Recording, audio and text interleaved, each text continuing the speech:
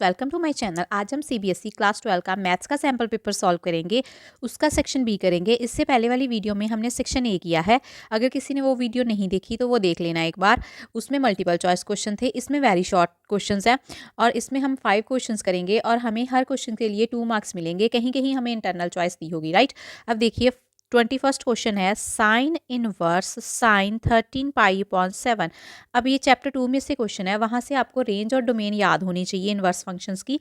सो अगर y equals to sine inverse x होता है तो उसकी रेंज होती है -π/2 से लेके π/2 तक और ये क्लोज्ड होता है, राइट। अब देखिए अगर तो वैल्यू जो है -π/2 और π/2 के बीच में हो और अगर ये वैल्यू हो तो हम साइन इनवर्स और साइन को कैंसल आउट कर सकते हैं, अदरवाइज हम ऐसे कैंसल आउट नहीं कर सकते। सो 13π/7 को पहले हम इन दोनों के बीच लेके आएंगे। वो देखिए कैसे करेंगे। हम लिख सकते हैं साइन इनवर्स साइन ऑफ 2π - π/7। देखिए 7 टू द 14π - π 13π/7, राइट। वही सेम आंसर आएगा। अब देखिए जो साइन 2π माइनस थीटा होता है वो होता है minus of sine theta, right. ये भी एक रिजल्ट है। तो फिर हम इसको कैसे लिख सकते हैं, साइन इनवर्स साइन -π/7। अब minus sine theta can be written as sine of minus theta. फिर से इसको चेंज कर लेंगे, sine inverse sine of -π/7। So अब साइन और इनवर्स और साइन आपस में कैंसल आउट हो जाएंगे बिकॉज -π/7 लाइज कर रहा है -π/2 टू लेके π/2 के बीच में, राइट। सो यहाँ से आपके पास वैल्यू आ गई -π/7। This is your answer. अब इसी का और पार्ट है prove that the function F is surjective where function n to n such that function हमें दिया है जब n ऑड हो तो n+1 डिवाइडेड बाई 2, अगर n इवन हो तो n/2। Is the function injective, justify your answer. Surjective means होता है ऑन टू और इंजेक्टिव मीन्स होता है 1 1। सबसे पहले हम 1 1 एंड ऑन टू चेक कर लेंगे। अगर कोई फंक्शन f है, x टू y है, x वाले को हम बोलेंगे डोमेन सेट और y होता है कोडोमेन। अब फंक्शन मैपिंग कहाँ से कहाँ तक है, y x टू y है, f कोई मैपिंग है, राइट। अब जो 1 1 फंक्शन होता है उसका मीन्स है images of distinct element of under F R distinct. Means अगर कोई हम 2 इमेजेस लें डिस्टिंक्ट एलिमेंट्स की तो उसके एलिमेंट्स भी डिफरेंट आने चाहिए। फॉर एग्जाम्पल, और अगर हमारे पास कोई 2 एलिमेंट की इमेजेस सेम आ रही हैं दैट मीन्स वो दोनों एलिमेंट भी आपस में इक्वल होंगे। अगर हम x1 और x2 कोई 2 एलिमेंट लेते हैं कैपिटल X में से तो उनकी जो इमेजेस हैं हम कहते हैं वो इक्वल है। तो यहाँ से ये प्रूव होना चाहिए कि x1 और x2 भी आपस में क्या है, इक्वल हैं। तो हम फंक्शन को बोलेंगे 1 1। उसके बाद आता है ऑन टू। देखिए जो ऑन टू फंक्शन है उसमें जो f है वो मैप करता है an element of x to every element of y। अगर हम y वाले सेट में से कोई एलिमेंट एक उठा लें, मीन्स हम एक y उठा लें, उसके कॉरस्पॉन्डिंग हमें इधर x मिलेगा तो उसको बोलेंगे हम onto function. Means for every y there exist a unique x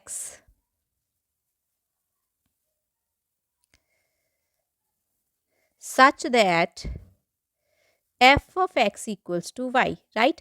means हम कोडोमेन वाले सेट में से कोई एलिमेंट ले लें, उसके कॉरस्पॉन्डिंग इधर हमें एक यूनिक x मिलेगा तो हम उसको बोलेंगे onto function, otherwise not onto function. अगर दोनों आ जाते हैं 1 1 भी होता है और कोई फंक्शन ऑन टू भी होता है तो उस फंक्शन को हम इन्वर्टेबल फंक्शन बोलते हैं, राइट। और उसका इन्वर्स फिर एग्जिस्ट करता है। दैट मीन्स हम ये प्रूव करेंगे वाई सेट में जितने भी एलिमेंट हैं, मान लीजिए ए बी सी, उन सब की प्री इमेज इधर क्या कर रही है, एग्जिस्ट कर रही है। तो हम बोलेंगे जो फंक्शन है वो क्या है, ऑन टू है। तो let y belongs to n, यहाँ पर एन कौन सा है, ये कोडोमेन का है। Then there exist an element X naught such that F of X naught equals to Y. So अब देखिए हमारे पास एक सेट है इधर नेचुरल, ये भी नेचुरल नंबर का सेट है। एफ मैपिंग है 1 2 3 4 and so on, 1 2 3 4 and so on. अब आप देखें हम इस सेट में से एक एलिमेंट लेते हैं, मान लीजिए हमने 1 लिया। अब 1 क्या है, 1 नंबर है, ऑड नंबर है। तो अगर ऑड नंबर है तो इसका कैसे बनेगा रिजल्ट। सो ऑड के लिए क्या है, n+1 डिवाइडेड बाई 2। सो ये क्या आ जाएगा, 1 + 1 divided by 2 that is equals to 1। So 1 के कॉरस्पॉन्डिंग हमें इमेज मिल गई 1। अब देखिए अगर हम इधर से लेते हैं 2 क्या है इवन, 2 के लिए फंक्शन क्या है n/2 means 2/2 that equals to 1। So इसके लिए भी हमें इधर प्री इमेज मिल गई। ऐसे ही जितने भी इधर नंबर पड़े हैं उन सब के लिए हमें इस डोमेन वाले सेट में प्री इमेज मिलती जाएंगी। सो हम बोलेंगे फंक्शन ऑन टू है मीन्स अगर हम इवन नंबर ले लें तो भी कोडोमेन में से चल रहा है, और अगर हम ऑड नंबर ले लें कोडोमेन से तो भी हमें उसके लिए प्री इमेज मिल रही है, राइट। अब हम लिखेंगे कैसे? अब आप देखिए y हमने ऐसे ही एक नंबर ले लिया था, अगर हम y को इवन ले लें, अगर y इवन है तो y कैसा हो जाएगा? So f of x naught की वैल्यू क्या आ जाएगी? x naught upon 2 upon equals to y। So यहाँ से आपके पास x नॉट की वैल्यू आ जाएगी 2y। सो 2 इंटू वाई, y भी एक नेचुरल नंबर है, 2 से मल्टीप्लाई करेंगे वो भी एक नेचुरल आएगा, मीन्स वो कहीं ना कहीं फिर हमारे डोमेन के सेट में आ जाएगा। This also belongs to natural. अब देखिए अगर y हमारे पास ऑड नंबर है तो यहाँ फिर इमेज क्या, ऑड के लिए क्या फंक्शन है x naught plus 1 divided by 2, तो ऐसे लिख लेंगे x naught plus 1 divided by 2 equals to y होगा। सो यहाँ पर x नॉट की वैल्यू क्या आ जाएगी 2y minus 1। This also belongs to natural, means ये भी डोमेन के सेट को बिलोंग कर रहा है। सो अगर हम इवन ले तो भी हमें इमेज मिल रही है प्री इमेज, अगर हम ऑड नंबर ले तो भी हमें प्री इमेज मिल रही है। So f n to n is onto function। अब नेक्स्ट देखते हैं फॉर 1 1। अब 1 1 के लिए हमने पढ़ा है कि अगर f ऑफ x1 और f ऑफ x2 आपस में इक्वल हों तो x1 और x2 भी इक्वल होने चाहिए, राइट। अब देख लेते हैं अगर हम f ऑफ 1 निकालें, f ऑफ 1 कौन सा नंबर है? ऑड है। ऑड के लिए फंक्शन कैसे काम करता है? n plus 1/2 means 1 plus 1/2 that equals to 1। So हमारे पास एक वैल्यू आ गई 1। अगर हम f ऑफ 2 लें मीन्स इवन लें तो वो कैसे काम करता है? n/2 means 2/2 that equals to 1। अब आप देखिए f ऑफ 1 और f ऑफ 2 तो आपस में इक्वल है, लेकिन 1 इक्वल है 2 के? नो। सो जो एलिमेंट्स हैं वो आपस में इक्वल नहीं है, लेकिन उनकी इमेजेस इक्वल हैं। सो इसको हम नॉट 1 1 बोलेंगे, राइट। और 1 और 2 हमने कहाँ से लिए थे? नेचुरल नंबर डोमेन से एलिमेंट लिए थे, राइट। अब इनकी इमेजेस इक्वल हैं, लेकिन जो एलिमेंट्स हैं वो आपस में इक्वल नहीं है। So f is not 1 1 not injective, right. अब देखिए नेक्स्ट क्वेश्चन है हमारे पास। A man 1.6 meter tall walks at a rate of 0.3 meter per second away from a street light that is 4 meter above from the ground. At what rate is the tip of the shadow moving? At what rate is his shadow lengthening? देखिए एक man है 1.6 meter toll है और कहता वो 0.3 metre second की rate से वो वॉक कर रहा है स्ट्रीट लाइट के अवे। एक इधर स्ट्रीट लाइट है, उसकी लेंथ हमें ग्राउंड से दे दिया 4 मीटर, राइट। हमने फाइंड आउट करना है eight what rate is the tip of his shadow moving. अगर देखिए इधर कोई स्ट्रीट लाइट है और इधर कोई मैन है तो उसकी शैडो इस तरफ को पड़ेगी, राइट। अब अगर हम डायग्राम को थोड़ा कंप्लीट कर लें तो ऐसा एक डायग्राम बन जाएगा हमारे पास। इस पॉइंट को हम मान लेते हैं C E। हम मान लेते हैं कि ये डिस्टेंस है हमारे पास x मीटर और EC डिस्टेंस है हमारे पास y metre. So AB represent कर रहा है यहाँ पर height of street light at any time t, man represented as ED और हाइट उसकी है गिवन हमें 1.6 मीटर। कितने डिस्टेंस पर है वो? x distance. B at a distance of x metre from the street light. अब आगे देखते हैं। अब हम मान लेते हैं जो उसका शेडो है उसकी लेंथ है EC। Let the length of his shadow be EC that equals to y। x में चेंजेस आ रही है विद रिस्पेक्ट टू टाइम, वो कितनी आ रही है 0.3। तो that means dx upon dt की वैल्यू यहाँ पर कितने दे दी है 0.3 मीटर पर सेकेंड। अब लेकिन हमें कोई फंक्शन नहीं दिया, ना तो y का ना तो x का, तो हम अब क्या करेंगे? ये दो ट्रायंगल्स बन रही हैं यहाँ पर, देखिए एक ये बड़ी वाली ट्रायंगल बन रही है और एक ये छोटी वाली ट्रायंगल बन रही है, एक ABC बन रही है, एक EDC बन रही है। इसमें देखें जो C एंगल है वो दोनों में कॉमन आ रहा है और ये एंगल कितना है 90 डिग्री है। दैट मीन्स ये टू ट्रायंगल्स आर सिमिलर। अगर दोनों ट्रायंगल आपस में सिमिलर हों तो उनकी कॉरस्पॉन्डिंग साइड की रेशो भी सिमिलर होती है। वहाँ से अब हमें एक फंक्शन मिलेगा। अब देखिए बाय ए सिमिलैरिटी दोनों ट्रायंगल आपस में सिमिलर होगी। दैट मीन्स कॉरस्पॉन्डिंग साइड की रेशो भी सिमिलर होगी। मीन्स AB अपॉन आ गया हमारे पास ED and AC upon EC values replace कर दे। AB की वैल्यू है हमारे पास 4, ED की है 1.6, AC की है x plus y and EC की वैल्यू है y। क्रॉस मल्टीप्लाई करके यहाँ से हम वैल्यूज निकाल लेंगे। अब इनको हम क्रॉस मल्टीप्लाई कर लेंगे। अब देखिए क्या रिजल्ट आता है।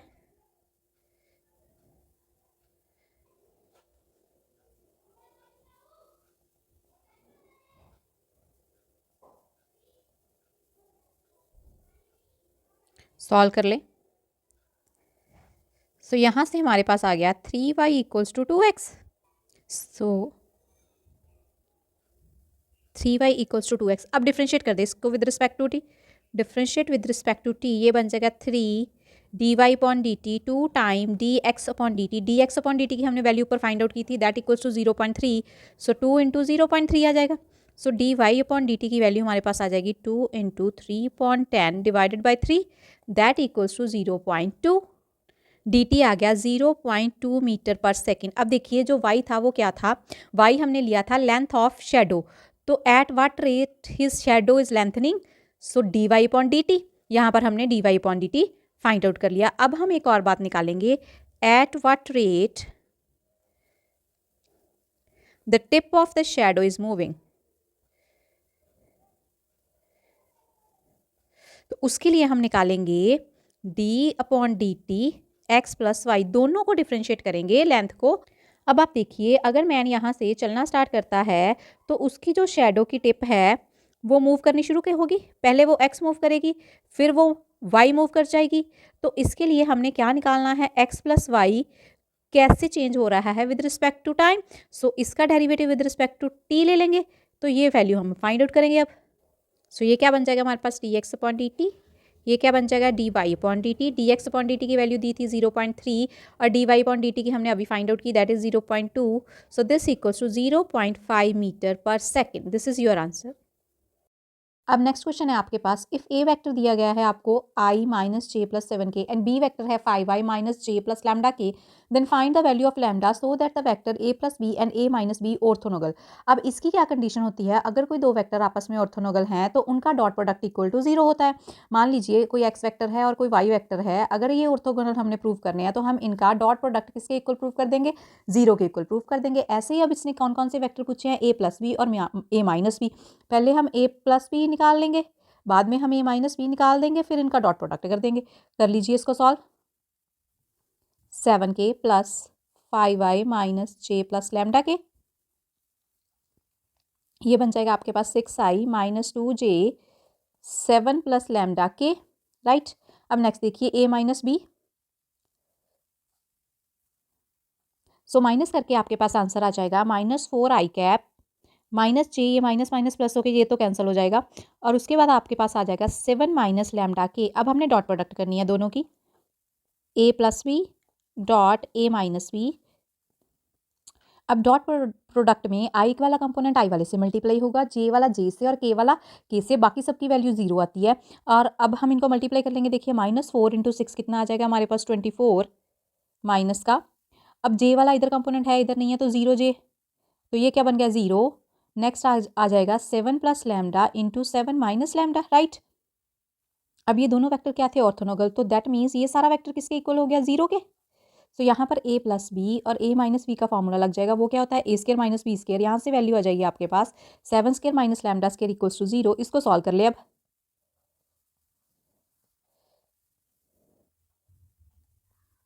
सो लैम्डा की वैल्यू आ जाएगी +-5, राइट।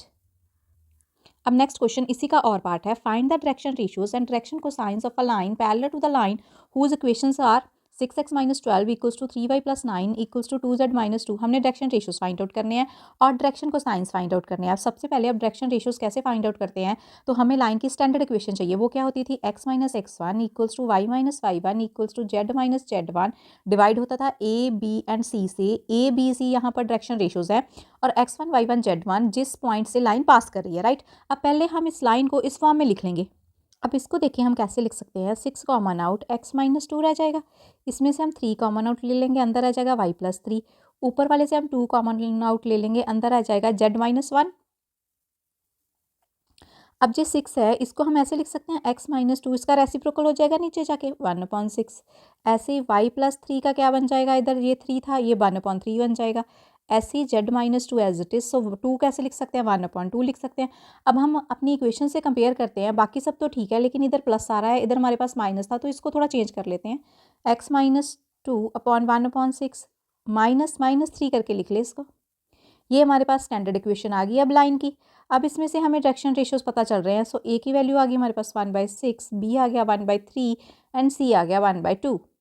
सो जो डायरेक्शन रेशियोज होते हैं उनको हम किसी भी नंबर से मल्टीप्लाई कर सकते हैं और किसी भी नंबर से डिवाइड कर सकते हैं, उनमें कोई चेंजेस नहीं आता। वो देखिए अगर हम इन सबको 6 से मल्टीप्लाई कर दें तो हमारे पास कौन से डायरेक्शन रेशियोज आएंगे, तो इन सब की वैल्यू देखिए क्या आ जाएगी, ए की वैल्यू आ जाएगी 1, बी की वैल्यू आ जाएगी 6 से मल्टीप्लाई कर देंगे तो 2 और सी की वैल्यू आ जाएगी हमारे पास 3। सो 1 2 3 हमारे पास क्या आ गए, डी आर्स आ गए। अब हमने डायरेक्शन रेशियोज से डायरेक्शन को साइन फाइंड आउट करना है। डायरेक्शन को साइन फाइंड आउट करने का क्या मेथड है, जो भी आपके पास डायरेक्शन रेशियोज होंगे उनका आप स्केयर करेंगे, उनको ऐड करेंगे और उसका स्केयर रूट लेके डायरेक्शन रेशियोज से डिवाइड कर देंगे, राइट। अब देखिए कैसे करेंगे, मीन्स डायरेक्शन रेशियोज का जो मैग्नीट्यूड आएगा उससे हम डायरेक्शन रेशियोज को डिवाइड कर देंगे।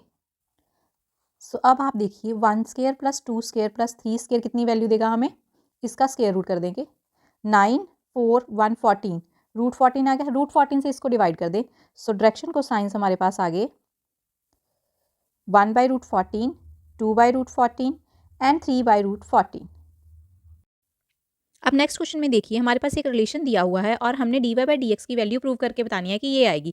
अब अगर आपके पास ऐसा क्वेश्चन हो तो आपने क्या करना है, वैसे तो आप इसको सीधा भी डेरिवेटिव कर सकते हैं, वो थोड़ा लेंथी हो जाएगा। इसके लिए हम एक काम करते हैं, हम x को पुट कर सकते हैं साइन a एंड y को पुट कर देते हैं साइन b। अब देखिए क्या आंसर आएगा, so put x is equal to sine a and y is equal to sine b। अब वैल्यूज रिप्लेस कर दें, प्लस x की जगह पे साइन a एंड y की जगह पे साइन b।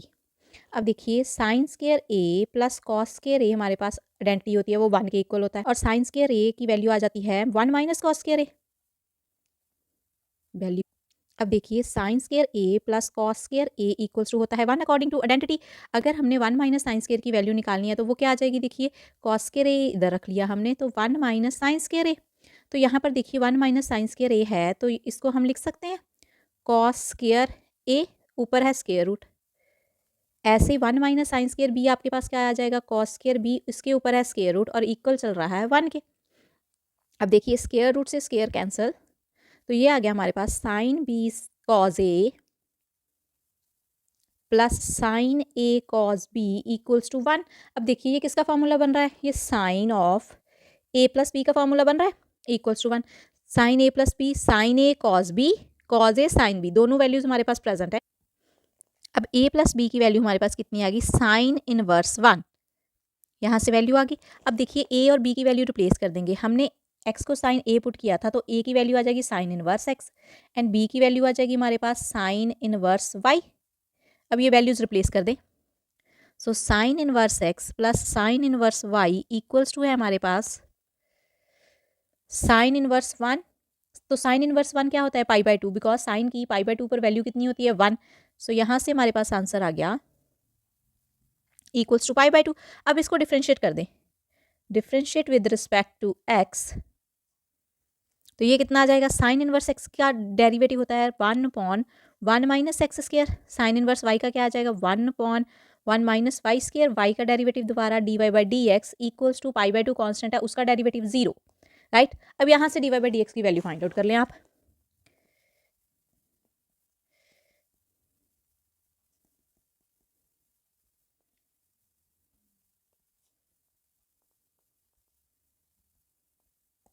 देखिए क्वेश्चन में हमने यही प्रूव करना था, dy by d x minus square root of 1 minus y square upon 1 minus x square, right. Fifth, find magnitude of x if x minus a vector dot x plus a vector equals to 12 where a is a unit vector. देखिए अगर ए एक unit vector है तो उसका magnitude हमारे पास कितना आएगा 1।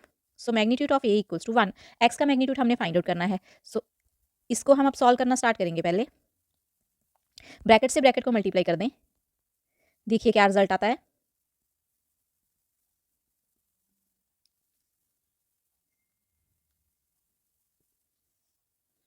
अब अगर ऐसे हम लिखते हैं तो इसको ऐसे लिख सकते हैं, तो इसको रिप्लेस कर देते हैं इससे। और डॉट प्रोडक्ट में जो डॉट प्रोडक्ट होती है वो कमोटेटिव होती है। मींस अगर हम x dot A find out कर लें और ए डॉट एक्स फाइंड आउट कर ले, दोनों क्या होते हैं इक्वल। एक प्लस का एक माइनस का, ये कैंसिल आउट हो जाएंगे। तो यहाँ पर क्या रहेगा minus magnitude of a square equals to 12। अब मैग्नीट्यूड ऑफ ए की वैल्यू दी है 1, पुट कर दे इधर। ये कितना आ गया 12 प्लस 1 दैट इक्वल्स टू 13। अब स्क्वायर रूट ले लें। So this is your answer. इसके साथ ही आपका सेक्शन बी कंप्लीट होता है। आगे वाली वीडियो में हम सेक्शन सी को डिस्कस करेंगे।